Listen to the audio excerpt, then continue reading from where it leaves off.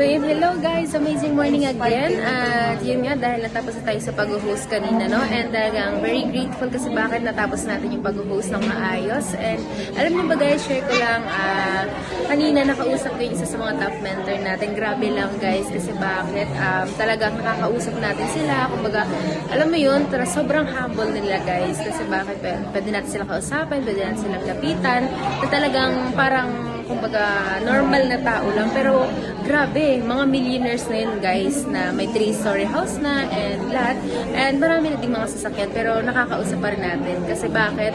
Kasi napaka-humble po nila. At the same time, yung mga top mentors natin iba is talagang mga humble din talaga sila.